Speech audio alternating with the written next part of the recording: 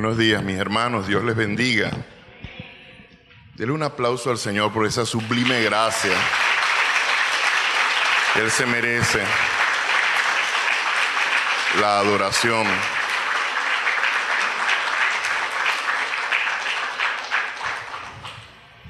La hermana Garlé dirigía el tiempo de clamor, pensaba en el del profeta Isaías, cuando Isaías allí en la presencia del Señor prácticamente quedó allí rendido y lanzó ese grito: ¡ay de mí, que soy de labios impuros!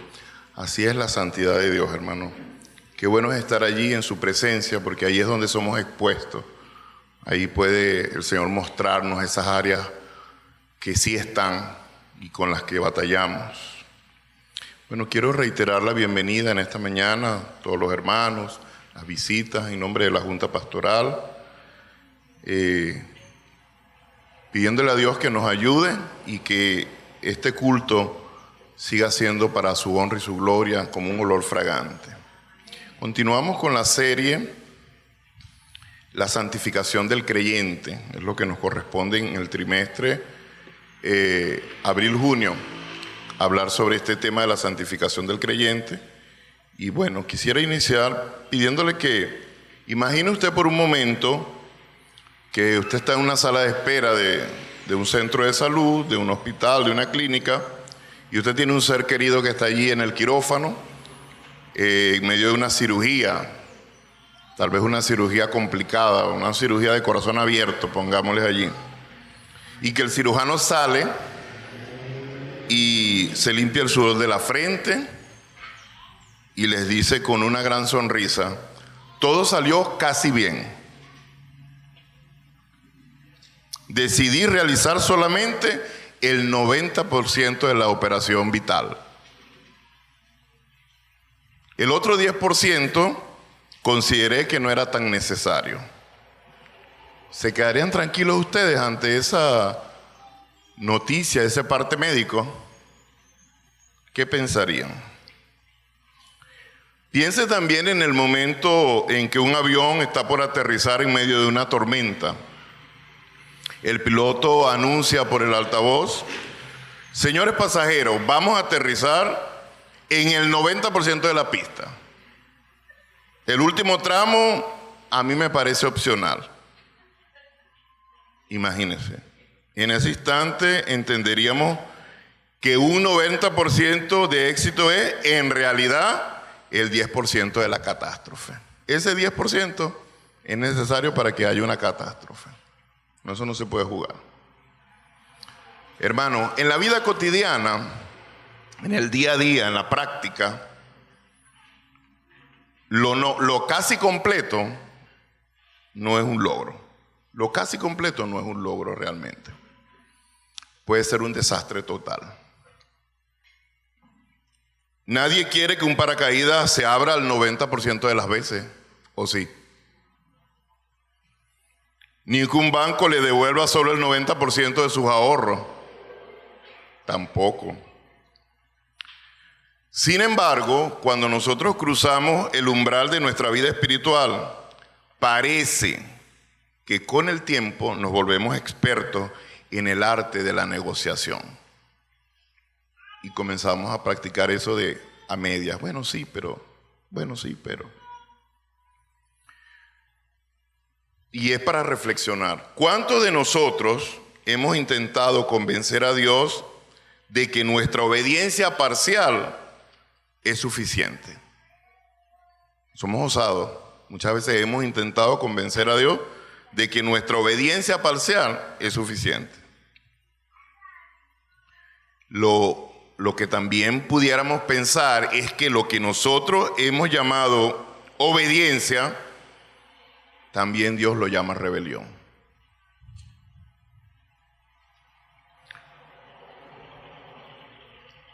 Pasa que a veces también pensamos que cumplimos con la mayoría de lo que Dios nos pide. No, yo cumplo con la buena mayoría de lo que Dios pide. Y como yo cumplo con la buena mayoría de lo que Dios pide, Dios va a pasar por alto ese pequeño porcentaje que decidimos retener nosotros. Bueno, hoy vamos a descubrir a través de la vida del rey Saúl que para Dios no existen las medias tintas. Jesús fue el mismo que dijo, el que no es conmigo, contra mí es. Y el que conmigo no recoge, desparrama. Entonces para Dios no hay medias tintas. En el reino de los cielos, el reino en el que usted y yo estamos desde el día que recibimos a Jesucristo, creímos en Él, no hay medias tintas, hermano. Cualquier obediencia a medias no se califica como un buen intento, sino como rebelión total. Por favor, leamos juntos el relato que está en el primero de Samuel, el primer libro de Samuel. Vayamos allí, a primero de Samuel, capítulo 15, versículos del 13 al 23. Vamos a ver ese episodio de este relato del Antiguo Testamento. Primero de Samuel, capítulo 15, del 13 al 23. ¿Estamos allí? Dice así la bendita palabra de Dios. Vino pues Samuel a Saúl, y Saúl le dijo, bendito seas tú de Jehová, yo he cumplido la palabra de Jehová. Samuel entonces dijo, pues, ¿qué balido de ovejas y bramido de vaca es este que yo oigo con mis oídos? Y Saúl le respondió, de Amalec los han traído, porque el pueblo perdonó lo mejor de las ovejas y de las vacas para sacrificarlas a Jehová tu Dios, pero lo demás lo destruimos. Entonces dijo Samuel a Saúl, déjame declararte lo que Jehová me ha dicho esta noche. Y él le respondió, di. Dijo Samuel, aunque eras pequeño en tus propios ojos, ¿no has sido hecho jefe de las tribus de Israel y Jehová te ha ungido por rey de Israel?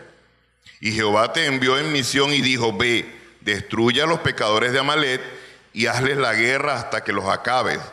¿Por qué pues no has oído la voz de Jehová, sino que, vuelto al botín, has hecho lo malo ante los ojos de Jehová? Y Saúl respondió a Samuel, antes bien, he obedecido la voz de Jehová y fui a la misión que Jehová me envió y he traído a Agag, rey de Amalec, y he destruido a los amalecitas. Mas el pueblo tomó del botín ovejas y vacas, las primicias del anatema, para ofrecer sacrificio a Jehová tu Dios en Gilgal. Y Samuel dijo, ¿se complace Jehová tanto en holocaustos y víctimas como en que se obedezca a las palabras de Jehová? Ciertamente el obedecer es mejor que los sacrificios y el prestar atención que la grosura de los carneros. Porque como pecado de adivinación es la rebelión y como ídolos e idolatría la obstinación.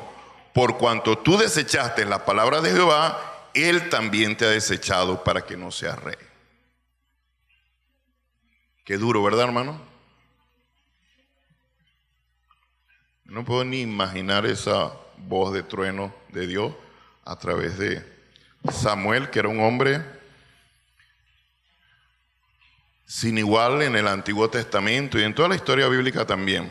El único hombre de Dios que tuvo los tres ministerios, sacerdote, profeta y juez. No hay otro. Él tuvo esos tres ministerios.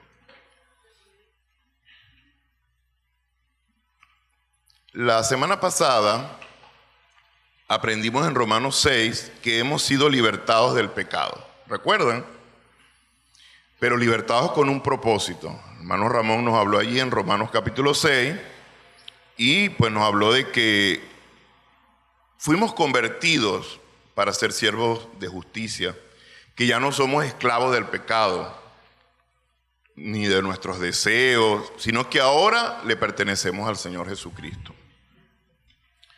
Y bueno, y si Cristo es nuestro Señor, todas las áreas de nuestra vida deben estar sometidas a Él. Si Él es el Señor de nosotros, todas las áreas, cada detalle de nuestra vida debe estar sometido a Él.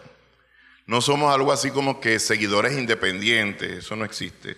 Somos discípulos de Jesucristo. Y la marca de un verdadero discípulo de Jesucristo, una de ellas es la obediencia. Porque este proceso de santificación en el cual nosotros estamos se distingue porque somos obedientes a Dios, a su palabra, a sus principios. Hermano Ramón la vez pasada le explicó claramente este concepto de la santificación. Cuando decimos que somos santos del Señor, no estamos diciendo que somos perfectos y que no pecamos o que no fallamos, no. Estamos diciendo que posicionalmente nosotros hemos sido apartados para Dios, hemos sido santificados, hemos sido escogidos por Él. Y que el otro aspecto es un proceso en el cual nosotros vamos creciendo, está relacionado con nuestra madurez espiritual, y por eso es lo que dice la Escritura, que el que comenzó la buena obra en nosotros la va a perfeccionar hasta el día de Cristo. Eso significa que cada creyente hoy ha de ser mejor que ayer y mañana ha de ser mejor que hoy. Vamos creciendo. No se puede concebir un cristiano que se quede patinando siempre en el mismo lugar. No. Hoy no estoy perfecto, pero debo al menos 1 milímetro haber crecido en el proceso. Y ahí vamos hacia la madurez espiritual. Nos tocó este pasaje, que es un pasaje bastante fuerte de la Escritura, pero que describe muy bien ese tema de la obediencia y la rebelión. Cuando uno lee este episodio de la Escritura, de este relato, para nosotros entender la gravedad del error de Saúl, nosotros tenemos que pararnos en el punto del encargo que él se le había encomendado, la instrucción que él recibió. A él se le dio una orden, se le dio una instrucción. Y Dios le dio una misión clara, porque Dios habla exageradamente claro, hermano. Una de las características del carácter de Dios es que Él es indubitable. Cuando Dios viene a trabajar con nosotros, a tratar con nosotros, Él no te va a dejar allí como que, oye, ¿será Dios? ¿Será mi carne? ¿Será el diablo? ¿Serán las emociones? No. Si Dios quiere que usted sepa algo, hermano, Él se va a encargar de que no quede lugar a dudas. Y usted va a decir, es Dios. Es Dios. Dios habla exageradamente claro. Y habla de 1000 maneras. Muchas maneras habla Dios.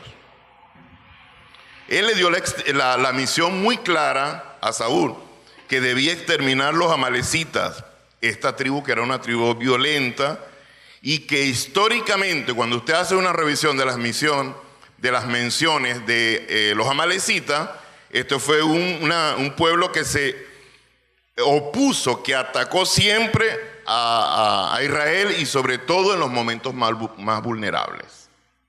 Eran malos con todas las letras mayúsculas. Una de las menciones allá en Éxodo 17 para los que toman nota. Entonces, esta misión encomendada por el Señor era lo que los abogados llaman taxativamente. ¿Qué significa eso? No le busques la vuelta, eso es así, tal como está expreso. No admitía interpretaciones. Esa orden no admitía interpretaciones. El Señor le dijo, destruye por completo todo lo que tienen, Amalek y todo lo que tienen. ¿Y qué hizo Saúl? Saúl salió con 200 hombres, pero al regresar decidió que su criterio era mejor que el de Dios y perdonó al rey Agag y preservó lo mejor del botín. Él decidió. Dios había dado una orden clara, pero él en su criterio, él dijo, no, vamos a hacerlo así. Yo tengo varias cosas que compartir, que los relatos del Antiguo Testamento no son prescriptivos. No podemos tomar relatos del Antiguo Testamento como órdenes expresas, o no lo podemos tomar literal, pero sí podemos tomar principios que se repiten en el Nuevo Testamento, que tienen su intertextualidad. Cuando un principio se menciona en el Antiguo Testamento y se repite en el Nuevo Testamento, entonces nosotros lo tomamos como algo que prescribe. O sea, eso se puede tomar como una orden. Y aquí hay varios principios que permanecen en el Nuevo Pacto y en el Nuevo Testamento.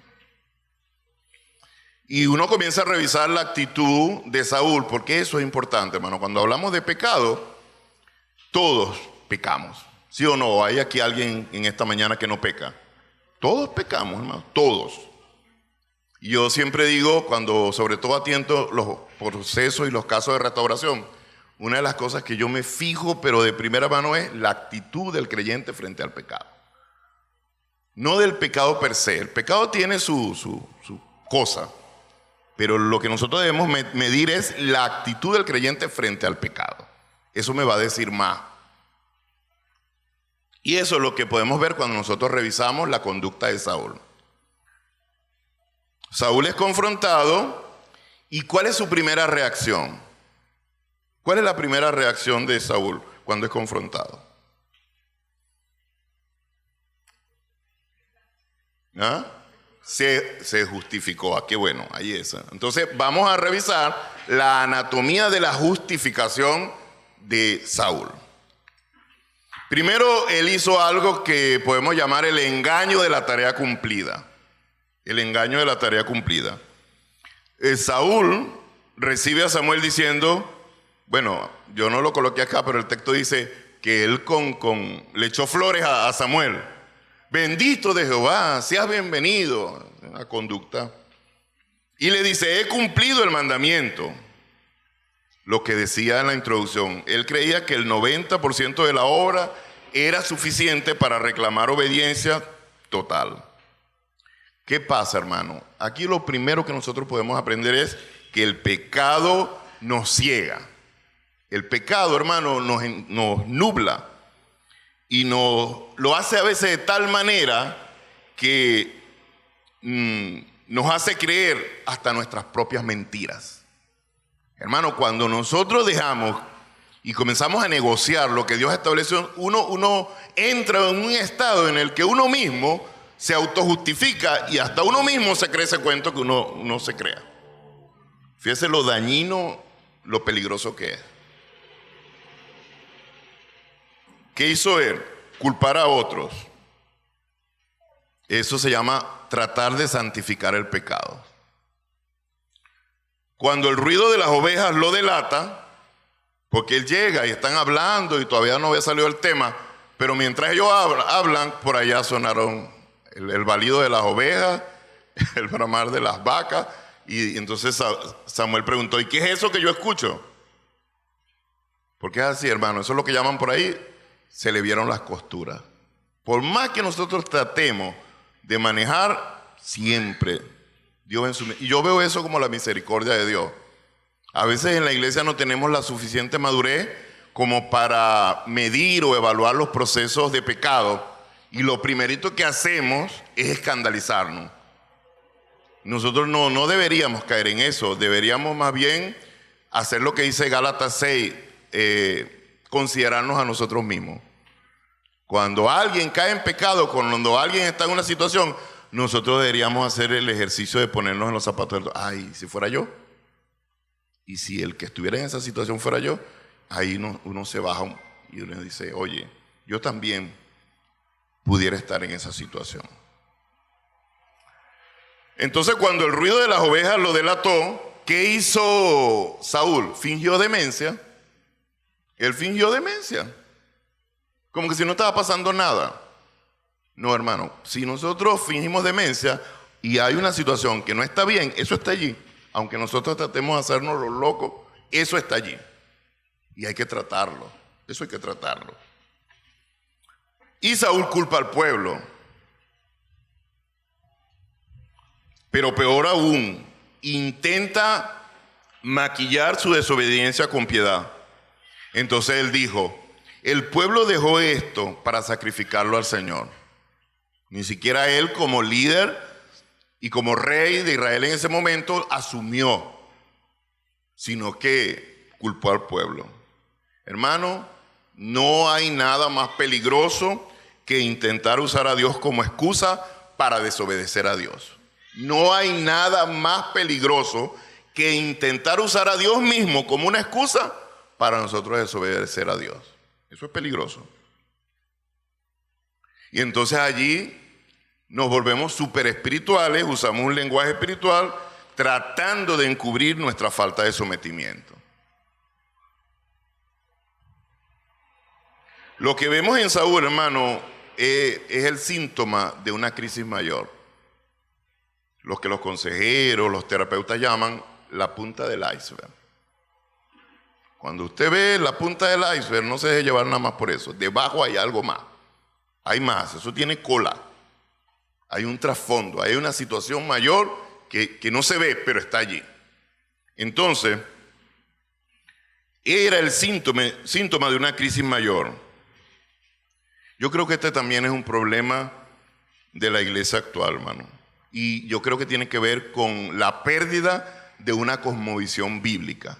Cuando nosotros dejamos de ver conforme a los lentes de la Escritura, nosotros comenzamos a negociar, a maquillar, a fingir demencia, como hizo Saúl. El asunto es que el ser humano tiene una capacidad casi infinita para la autojustificación, hermano. Yo creo que de las cosas en las que más especialistas somos es en que nos autojustificamos.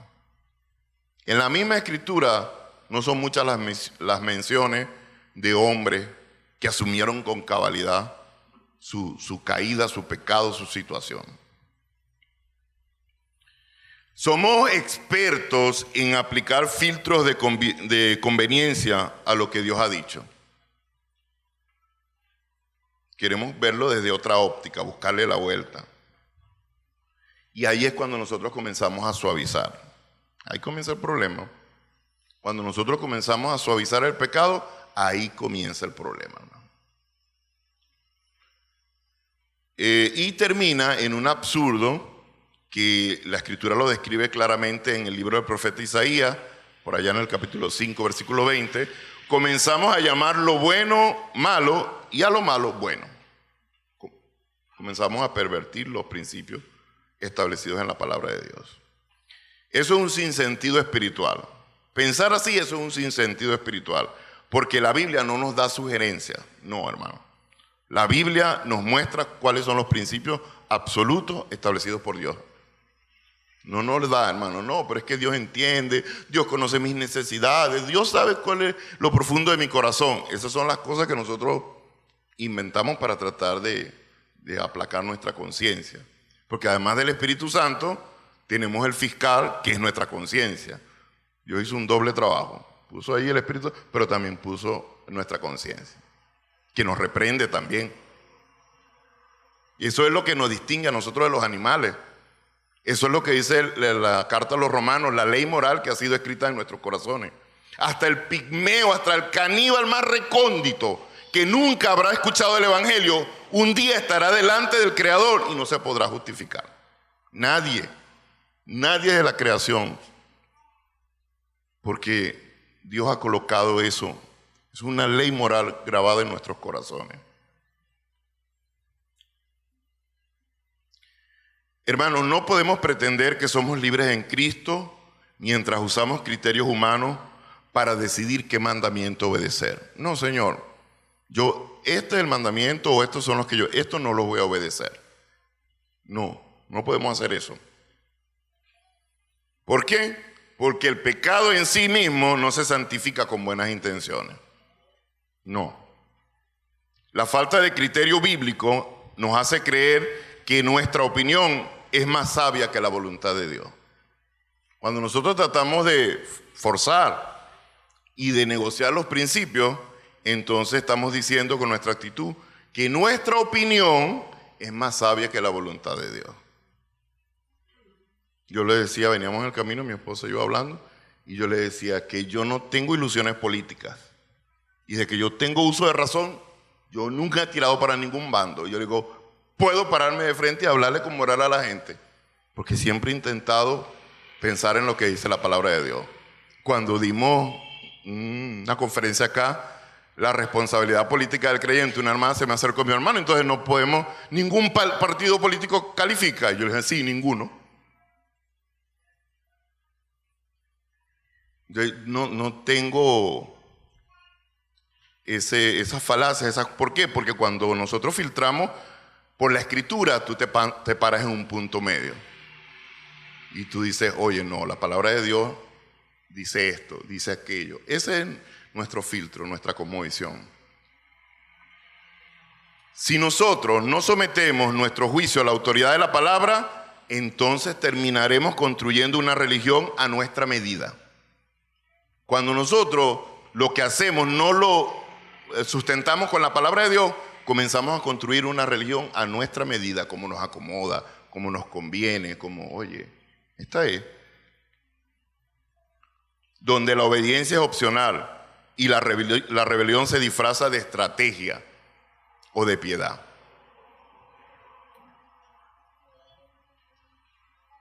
Segundo, el peligro de olvidar nuestra condición. Yo digo que Samuel con tanta firmeza, porque uno dice, no, Samuel habló con el rey Saúl. Hermano, eso uno lo dice facilito aquí ahorita. Pero en ese tiempo, ir delante del rey y confrontar a un rey era la posibilidad de que te mataran y todo. Bajo esa forma de gobierno era así. Entrar delante de un rey y hablarle, inclusive, era hasta la posibilidad de que te mataran allí. Y Samuel, con toda firmeza, hizo lo que yo llamo, le dio una dosis de ubicatex a Saúl. Y lo primero que hizo fue que le recordó su origen. Que él comenzó por allí. Él no le dijo, ¿por qué pecaste? Tú no. Él le recordó su origen.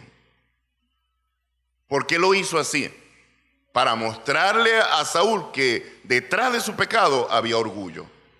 Él lo expuso y le mostró, el problema que tú tienes es que tú eres soberbio, eres orgulloso, tú no quieres obedecer a Dios, tú quieres hacer las cosas a tu manera.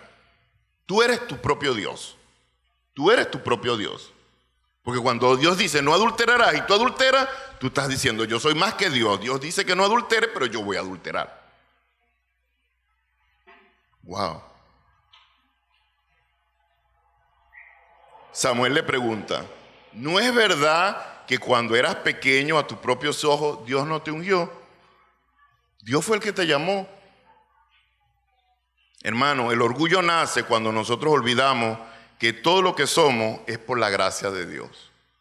Todo. Saúl ya no se veía como un siervo, sino él a sí mismo se veía como su propia autoridad. La diferencia entre un corazón que Dios usa y uno que Dios desecha no es la ausencia de pecado, sino esa claridad de saber que Dios te rescató de las tinieblas y se trasladó al reino admirable de la luz.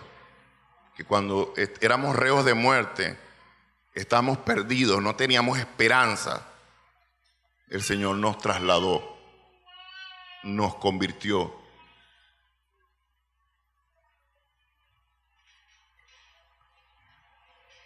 Y yo creo que esta es una manera que Dios usa para confrontarnos a nosotros, mostrarnos de dónde Él nos sacó. Por ejemplo, David siempre recordó que venía detrás de las ovejas. Eso fue lo que el Señor le dijo a David en una oportunidad. Acuérdate que te saqué de detrás de las paridas. No era un simple muchacho que estaba pastoreando y yo te escogí y te llamé. Acuérdate. Qué fácil se nos olvidan a nosotros nuestros orígenes. Y vamos creciendo, creciendo. David sí, él recordó siempre que venía de allí, de detrás de las ovejas. Pero Saúl, en cambio, se olvidó que una vez fue pequeño y terminó sintiéndose más grande que el Dios que lo llamó. Cuando usted hace el análisis literario de este pasaje, que Samuel le dice, acuérdate cuando tú eras pequeño y el Señor te hizo rey, usted hace la interpretación correcta y usted dice, bueno, ahora tú te crees grande. Tú te crees más grande que Dios. Y Samuel lo confronta a Saúl recordándoles que él era pequeño a sus propios ojos cuando fue ungido. Yo creo que el problema de Saúl no fue su amnesia espiritual, hermano. No creo, por eso que yo llamé también fingir demencia. Él olvidó que esa corona que él tenía como rey, esa posición, no fue un trofeo que él realmente se ganó, sino que era como un préstamo de la gracia de Dios. Y por eso hago el contraste con la vida de Saúl, de Saúl y Samuel, porque el Señor siempre nos va a recordar nuestro origen. Eso fue lo que el Señor también le dijo a David cuando pecó con Betsabé. Natán usó más o menos la misma fórmula.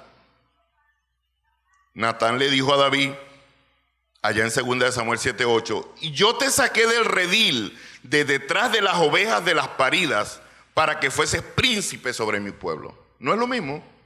Es la misma fórmula, hermano, que el Señor está usando a través del profeta Samuel, la está usando con el profeta Natán. Y Dios usa esta imagen para decirle a David y también a nosotros hoy, Dios usa esta imagen para decirnos: acuérdate de donde yo te saqué. Acuérdate de donde yo te saqué. David estaba en el lugar más bajo, cuidando ovejas que estaban pariendo. Este era un trabajo considerado como un trabajo sucio y muy humilde cuando Dios lo llamó. Y la humildad consiste en mantener siempre fresca la imagen de nuestro redil, hermano, reconociendo que si hoy estamos en un palacio, en un liderazgo, en una posición, es únicamente por la gracia y por la mano del Señor. Solamente por eso. Siempre digo, tanto amor, que no lo merecemos.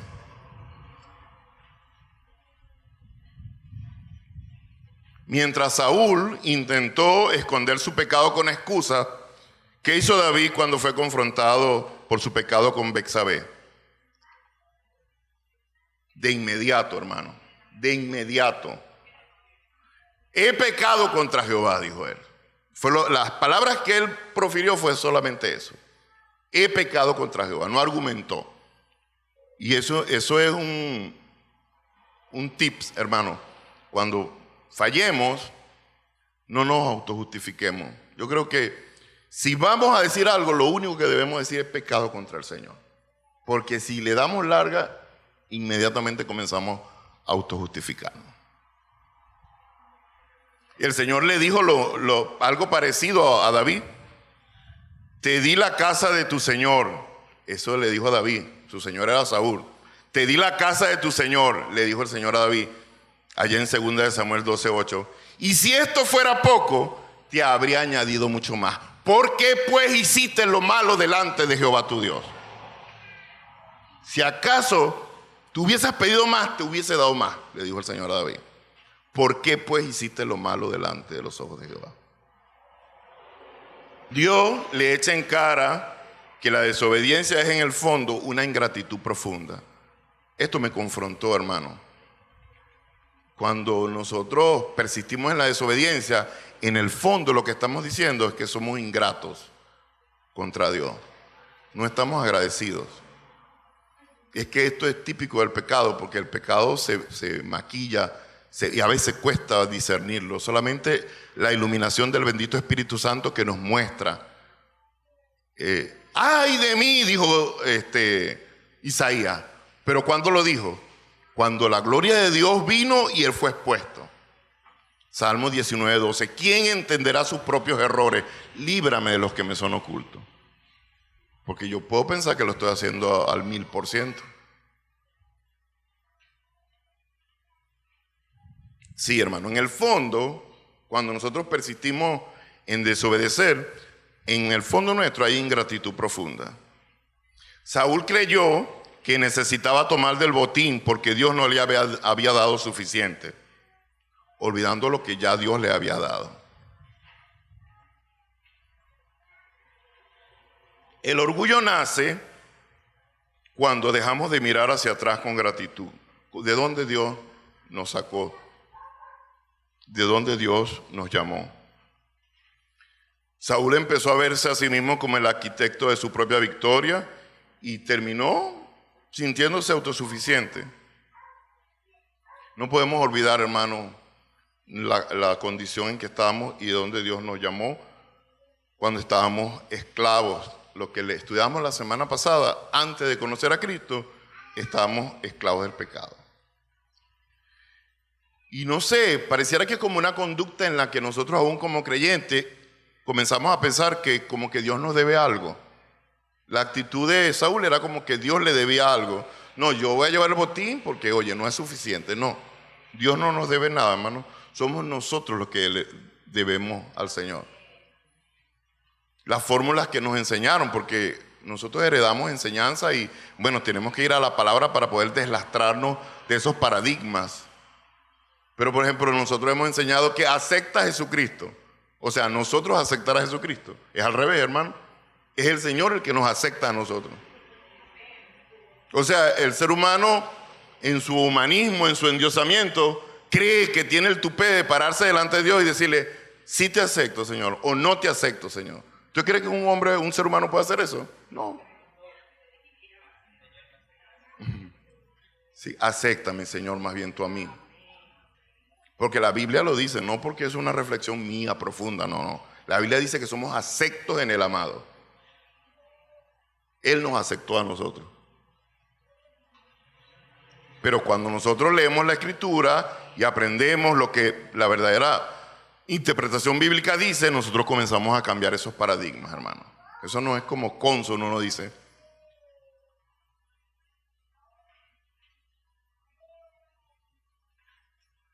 Una ingratitud profunda.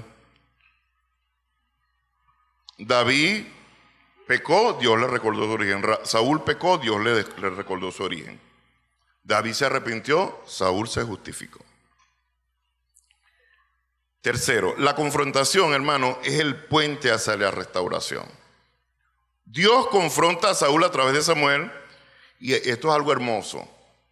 No solo como un juez que busca destruir, sino como un padre que anhela restaurar. Por eso yo decía hace rato lo de que nos escandalizamos. Sí duele, hermano, cuando ocurren cosas en la iglesia, y sobre todo si son vergonzosas y si son de carácter público y afectan el testimonio de la iglesia. Claro que eso duele y nos hace llorar y nos entristece. Pero en el fondo, sobre todo esta iglesia que el Señor la restauró del desastre, en el fondo nosotros le damos gracias a Dios, porque cuando esas cosas pasan, uno dice, Dios está sacando a la luz lo que debe ser sanado, lo que debe ser restaurado. Hay que verlo desde esa perspectiva. No para, ay, ¿cómo es posible? Ay, ¿cómo pasó eso? No, hermano, eso te puede pasar a ti también. Sino que Dios quiere sanar, Dios quiere restaurar. Alguien dijo que la disciplina es el megáfono de Dios para despertar un corazón que se ha quedado dormido en la autosuficiencia. Lo que mi hermana oraba, necesitamos. Pasa que nos enseñaron un concepto de la disciplina que te execra, te destruye, te aniquila. No, eso no es la disciplina bíblica. La disciplina bíblica es para restaurarte, para levantarte, para sanarte, para encaminarte hacia los principios de Dios. Hermano, sin confrontación, difícilmente habrá un cambio genuino. El pecado que no se señala es un pecado que no se confiesa. A veces los hermanos tienen la valentía de ir y buscar la ayuda y asumirlo, pero a veces no, hermano. A veces no, y ahí hay alguien que tiene que venir y decirle. La broma está en cómo lo hacemos, porque la Biblia nos muestra cómo debemos hacerlo. Al menos el pastor Henry y yo hemos tomado la decisión de un buen tiempo para acá aplicar lo que dice la palabra de Dios, hablar verdad cada quien con su hermano. La manera más sabia, con palito, con plastilina, pero hay que decírselo. Hay que decírselo. La Biblia dice en la carta a los Efesios, capítulo 4, versículo 25, hablad verdad cada quien con su hermano. Y hablar la verdad es por amor al cuerpo. Entonces nos urge hablar la verdad cada uno con su prójimo. Muchas veces nosotros confundimos llevar la fiesta en paz con permitir que la desobediencia eche raíces en nuestro entorno personal, familiar o congregacional. Hermano, callar por convivir no es bíblico. No, que el hermano seguro, no sé cómo lo irá a tomar, se va a doler. Hermano, eso escapa de tus manos. Tú tienes que hacerlo de la manera más bíblica. La Biblia dice con mansedumbre y humildad. Eso significa que tienes que bajar el tono de voz, tienes que usar las palabras adecuadas, pero tienes que hacerlo. Tienes que hacerlo. A nosotros nos ha tocado cuando vemos alguna, y sobre todo si es público, abordar. Y a veces nos ha tocado hacer la corrección desde acá, porque si fue público, entonces hay que hacerlo la corrección de la mejor manera, pero porque va a trascender. Qué bueno cuando queda en el ve a tu hermano entre él y yo, porque no es necesario que nadie sepa nada, pues. Pero nosotros tenemos que hacerlo, ve hermano, eso que hiciste no está bien, afecta a la congregación, no lo hagas más. No lo hagas más.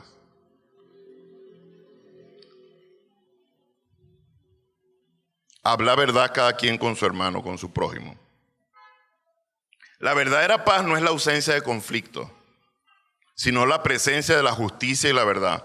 Si vemos a un hermano o a nosotros mismos desviarse, el silencio es una falta de misericordia.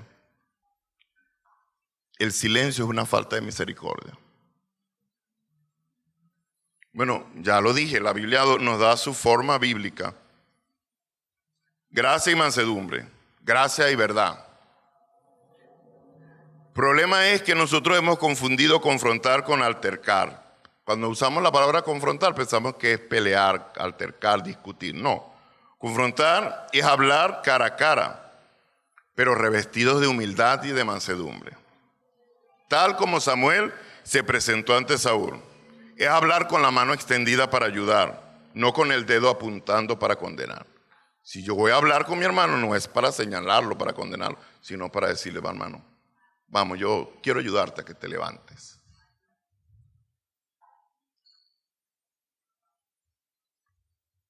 De lo que algunos llaman el ciclo de la madurez. El propósito de la confrontación siempre debe ser la corrección, porque algo que nos hace a nosotros iglesia es que debe haber corrección para que podamos ser edificados. Si no hay corrección, ¿cómo vamos a ser edificados? El fruto de esa corrección es la edificación. Entonces, en nuestro proceso de santificación, en el que estamos todos, necesitamos hermanos que nos amen lo suficiente como para no dejarnos permanecer en nuestra condición de pecado. Yo necesito hermanos que me amen lo suficiente y que si saben que yo estoy haciendo algo que no está bien y que termina afectando al cuerpo, mi vida, mi familia, que me ame tanto, que me lo diga. Que me lo diga.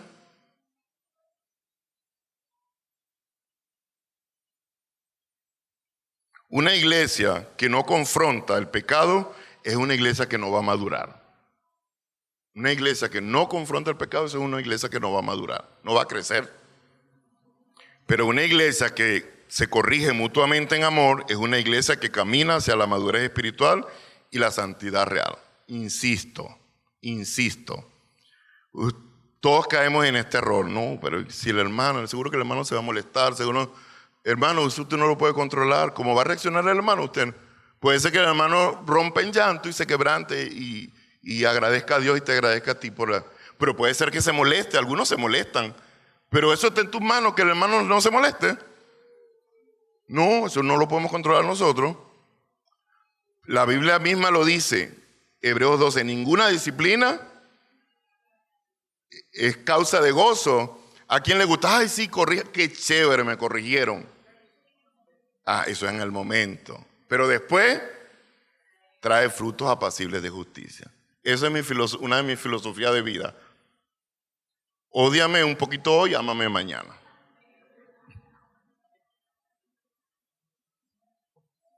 Este es el ciclo de la madurez, hermano. Hermano, no tengamos miedo a decir la verdad en amor. No tengamos miedo a decir la verdad en amor.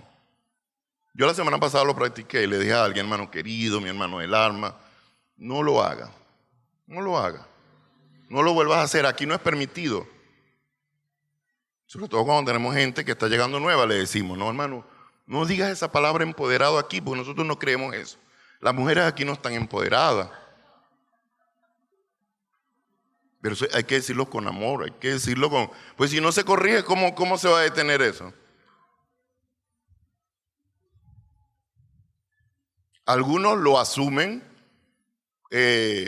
con criterio, porque de repente algunos somos más observadores que otros, o algunos somos menos observadores que otros, pero uno llega a un espacio y uno ve, uno dice, si yo llego con un velo, Y yo digo, bueno, pero aquí nadie usa velo, me lo quito. Lógico, que voy a hacer yo solo ahí? Pero hay gente que no, hermano. Hay gente que si tú no se lo dices, va a venir toda la vida con él.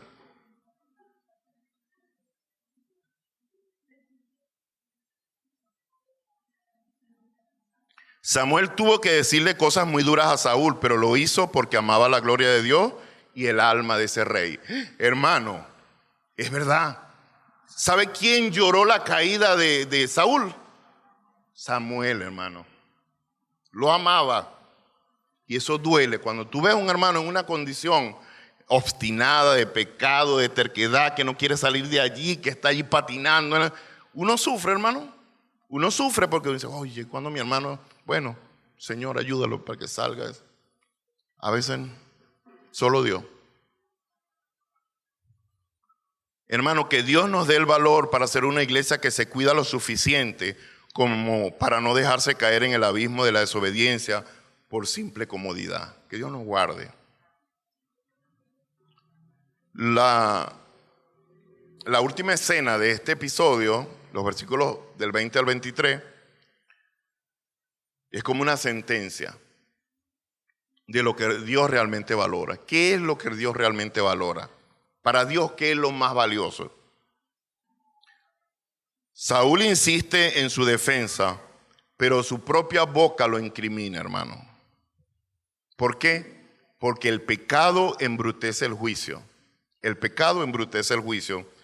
Ve lo que dice Saúl. Él solito él se echó un cuento y él mismo se lo creyó. Él dice, yo obedecí. ¿Había obedecido? No. Pero para él creía que había obedecido, él mismo. Yo obedecí. Y dice, pero traje el rey y el ganado. Y él mismo confiesa su falta mientras intenta llamar la obediencia. Hermano, insisto, el cristianismo a media es una contradicción. Dios no acepta sacrificios que buscan sustituir la obediencia, la sumisión a Él. No. Hay una ecuación divina allí. El obedecer es mejor que los sacrificios. Y el Señor dice allí ¿por qué? Porque Él no está de acuerdo con la rebelión, con la desobediencia.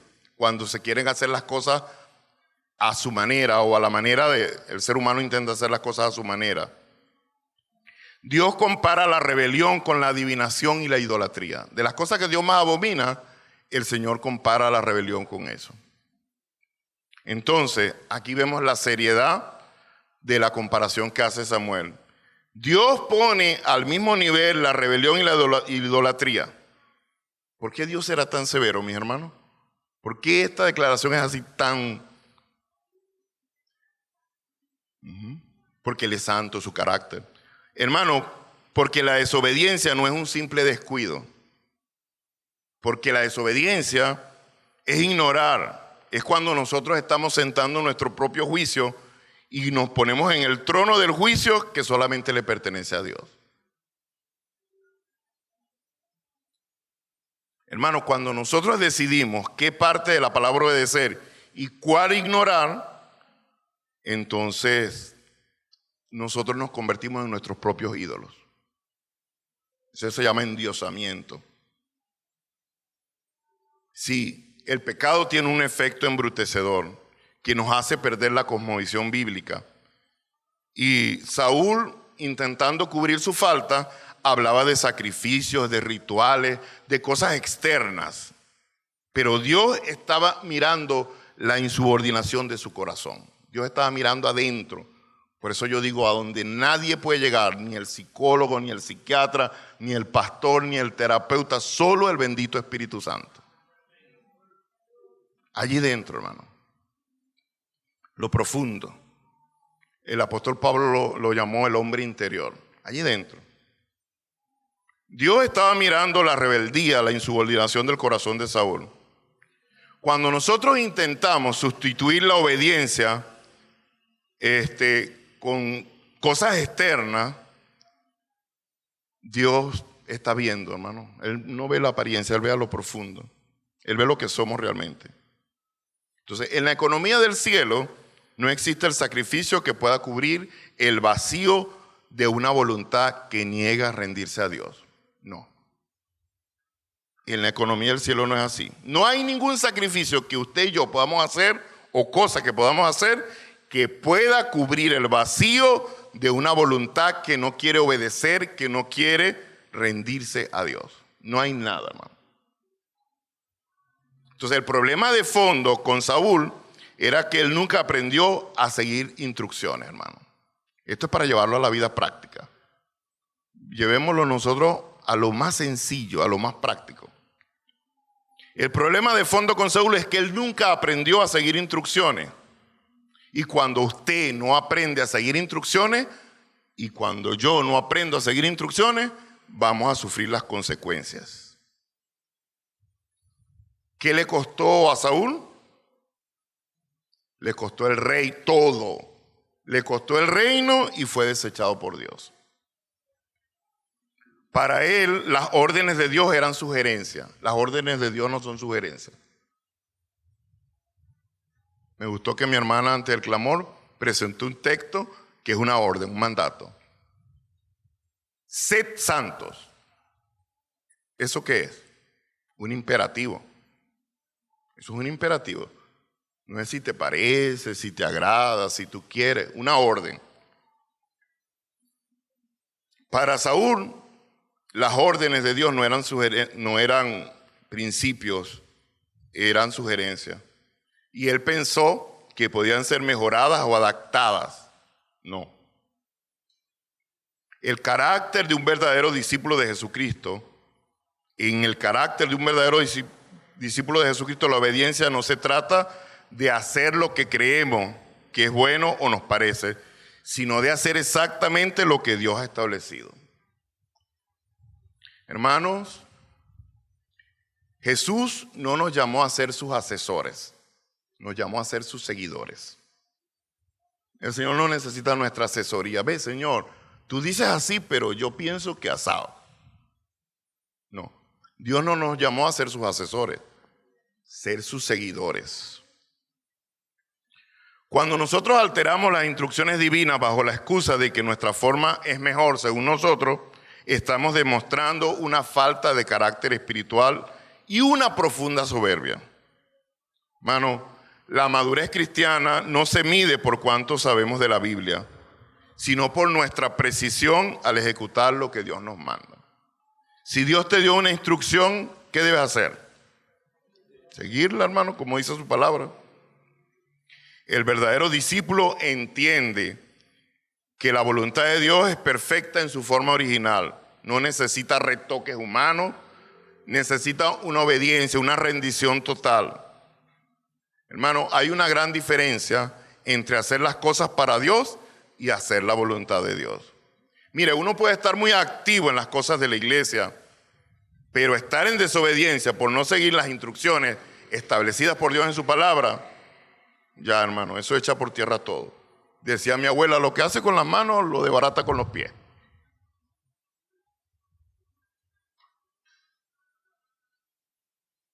Ser discípulos es esencialmente aprender a ser dirigidos por otros.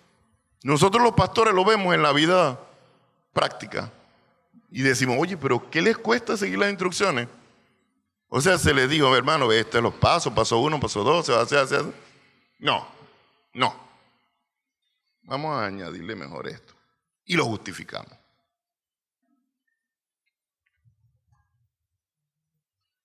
Ser discípulos es esencialmente aprender a ser dirigidos por otros. Y en el liderazgo y en la vida cristiana, saber seguir instrucciones es la primera prueba de humildad. Saber seguir instrucciones es la primera prueba de humildad. Salvo que el liderazgo te esté pidiendo algo en contra de la palabra de Dios. Ahí tú tienes que usar el principio de hecho. Mejor obedecer a Dios antes que a los hombres. Pero si la instrucción que te están dando es una instrucción que no viola la palabra, hermano, ¿qué te cuesta seguir las instrucciones?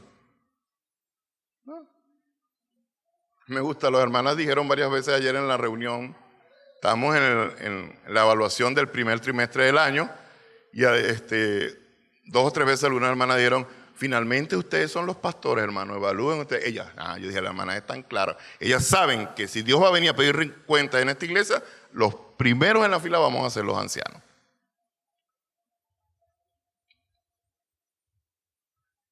Aprendamos a seguir instrucciones, mis hermanos. Yo quiero cerrar, creo que esto sí sería la verdadera guinda del helado. Cristo, porque Él es nuestro modelo perfecto de obediencia.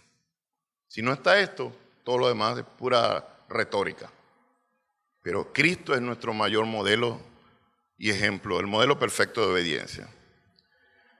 Frente a la figura de Saúl, quien siendo un hombre quiso actuar como Dios al decidir qué leyes cumplir y qué no, nosotros podemos levantar la figura de Cristo, el máximo ejemplo. La Biblia nos dice en Hebreos 5, 8 y 9 una verdad asombrosa. Y aunque él era hijo, por lo que padeció, aprendió la obediencia. Y habiendo sido perfeccionado, vino a ser autor de eterna salvación para todos los que obedecen. Mientras Saúl buscó el camino fácil de la autojustificación, Cristo, siendo Dios mismo, no usó su divinidad como excusa para la independencia, sino que se sometió voluntariamente al Padre. Jesús aprendió la obediencia al experimentar en su humanidad el costo real de rendir la voluntad propia por amor a los planes divinos. Es el cumplimiento de la obediencia que Saúl no pudo sostener. Jesús en Getsemaní, ¿qué dijo? En su momento más cumbre, más clímax: no se haga mi voluntad, sino la tuya. A diferencia del primer rey de Israel, que retuvo el botín por orgullo, el Rey de Reyes se despojó a sí mismo, siendo obediente hasta la muerte de cruz, dice Filipenses 2:8. El Rey de Reyes, que sí podía. Jesús estaba claro. Jesús le dijo a Pedro cuando cortó la oreja de Marco allá en él: mira, yo puedo pedir a mi Padre que mande un ejército de ángeles, una legión. Eso es saber administrar el poder. La verdadera honra a Dios no reside en rituales externos, en lo que hacemos, no, sino en nuestra entrega absoluta que no retrocede ante el sacrificio más profundo, que es la obediencia a Dios. Póngase de pie, por favor.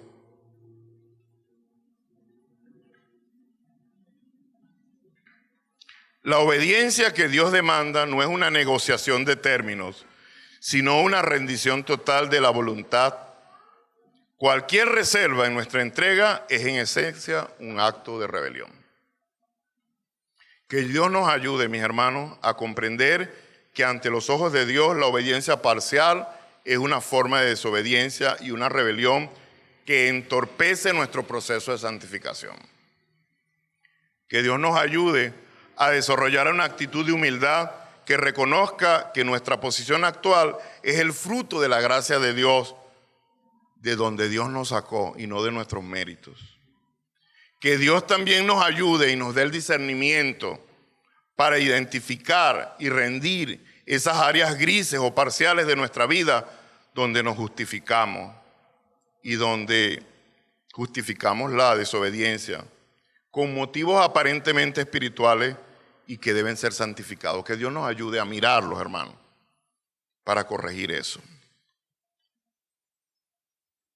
Si Cristo es el Señor de tu vida, Él es el Señor de todo o no es Señor de nada. Si Cristo es el Señor de tu vida, Él es el Señor de todo o no es Señor de nada. Así. Y oremos, hermanos, pensando en qué áreas de nuestra vida estamos ofreciendo sacrificio para compensar nuestra desobediencia. ¿Cuáles son esas áreas? Bueno, allí incline su rostro, hable con Dios, pongámonos a cuentas con Él y pidámosle al Señor que nos ayude, que nos muestre, que nos perdone, porque no le queremos obedecer a media. Señor y Dios, te damos las gracias, Padre bueno. Gracias por tu bendita palabra, que siempre va a ser viva y eficaz, perfecta. Tu palabra es como una espada de dos filos, porque entra hasta lo profundo, Señor. Dice la Escritura, hasta partir el alma y discernir los pensamientos y las intenciones de nuestro corazón. Aquí estamos, Señor. Ninguno de los que estamos acá, por nuestra propia fuerza y nuestros propios méritos, nos podríamos justificar, Señor. Eso es una mentira, creer eso. Lo que sí creemos es que estamos aquí por los méritos de Cristo, por la sangre preciosa de Jesucristo que nos limpia de todo pecado, Señor. Hoy queremos reconocer delante de ti que sí, Señor, muchas veces hemos, entre comillas, obedecido a medias. Muchas veces hemos querido hacer una obediencia a nuestra conveniencia. Hemos escogido qué mandamientos obedecer y otros que no obedecer. Te pedimos que nos perdones, Señor. Perdónanos de verdad, de todo corazón te lo suplicamos. Y ayúdanos. Gracias porque tú estás para, como un Padre amoroso y bueno, restaurarnos, levantarnos, ayudarnos, Señor. Pedimos que nos guardes de esa actitud, Señor, de autojustificación. Guárdanos de eso, Señor, de querer maquillar lo que no se puede maquillar, Señor. Y ayúdanos a no olvidarnos de que tú nos sacaste un día de una condición de pecado, estábamos perdidos, sin esperanza, muertos en nuestros delitos, Señor, y tú tuviste misericordia de nosotros. Gracias por las muchas veces que al leer tu palabra, a escuchar un sermón, al encender la radio, al hablar con un hermano, tú nos confrontas de muchas formas, Señor, y nos muestras nuestro pecado. Ayúdanos también, Señor, a ser misericordiosos, Señor, y amar y corregir con una buena actitud, con mansedumbre, con humildad a nuestros hermanos. Y ayúdanos a comprender en esta mañana más profundamente lo que tú realmente valoras, Señor. Que para ti la obediencia es mejor que los sacrificios, Señor. Pedimos estas cosas, Señor, en el nombre de Jesús. Ayúdanos. Y aquí está tu iglesia, Señor, a quien tú en este tiempo estás haciendo un llamado muy claro a santificarnos. Tú mismo oraste allá en Juan 17, Padre, santifícalo en tu verdad. Tu palabra es la verdad. En el nombre de Jesús. Amén y amén. Dios les bendiga, mis hermanos, y les guarde.